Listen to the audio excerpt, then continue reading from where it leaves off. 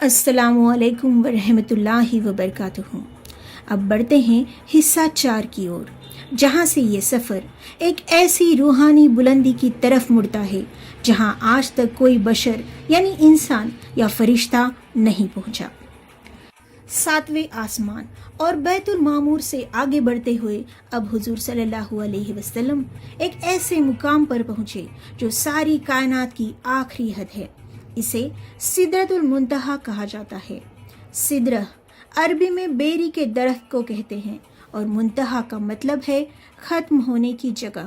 یہ وہ سرحد ہے جہاں زمین سے اوپر جانے والے اعمال رک جاتے ہیں اور اوپر سے نیچے آنے والے احکامات بھی یہیں رکتے ہیں۔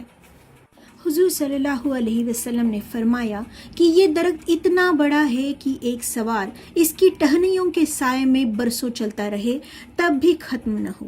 اس کے پتے ہاتھی کے کانوں جتنے بڑے تھے اور اس کے پھل مٹکوں کی طرح بڑے بڑے تھے، لیکن اس درخت کی اصل شان اس کے رنگ تھے۔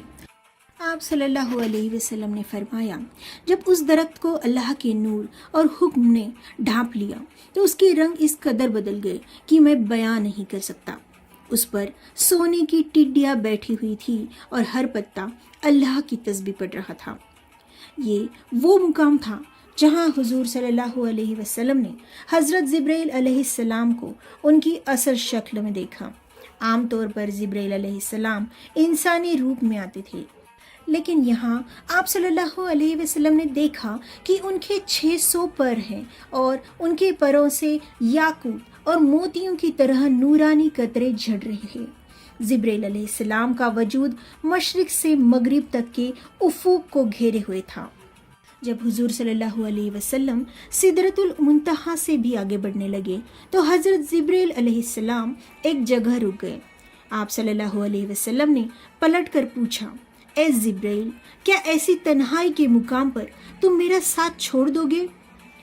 حضرت جبرائیل علیہ السلام نے نہایت ادب سے عرض کیا، اے اللہ کے رسول صلی اللہ علیہ وسلم، خدا کی قسم، اگر میں یہاں سے ایک انگلی کے برابر بھی آگے بڑھا تو اللہ کے نور کی تجلیاں میرے پیروں کو جلا کر راکھ کر دیں گی۔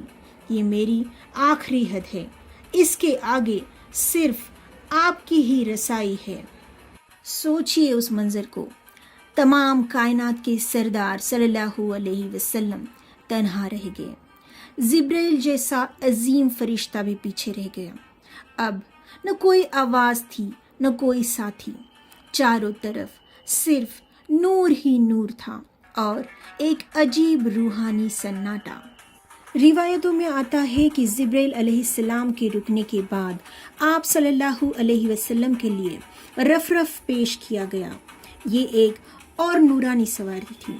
کچھ علماء کے مطابق یہ نور کا ایک تخت یا قالین جیسا تھا جو آپ صلی اللہ علیہ وسلم کو لے کر نور کے پردوں کو چیرتی ہوئی آگے بڑھنے لگی۔ آپ صلی اللہ علیہ وسلم ایک کے بعد ایک نور کے پردوں سے گزرنے لگے۔ ہر پردہ پچھلے پردے سے کہیں زیادہ روشن اور ہیبت والا تھا۔ ان پردوں کو پار کرتے ہوئے آپ صلی اللہ علیہ وسلم اس مقام پر پہنچے جسے عرش معلیٰ یعنی اللہ کا تخت کہا جاتا ہے۔ یہاں پہنچ کر آپ صلی اللہ علیہ وسلم کو قلم کے چلنے کی سرسراہٹ سنائی دینے لگی۔ یہ وہی قلم تھا جس سے فرشتے اللہ کے حکم سے تقدیر لکھتے ہیں۔ یہ وہ لمحہ تھا جب آپ صلی اللہ علیہ وسلم کائنات کی ہر حد سے باہر نکل چکے تھے۔ اب نہ وقت بچا تھا نہ مکان، صرف ایک طرف محبوب تھے اور دوسری طرف خالق یعنی اللہ تعالی۔ یہاں کیا گفتگو ہوئی اور کیا تحفے ملے، یہ اگلے حصے کی گہرائی کا موضوع ہے۔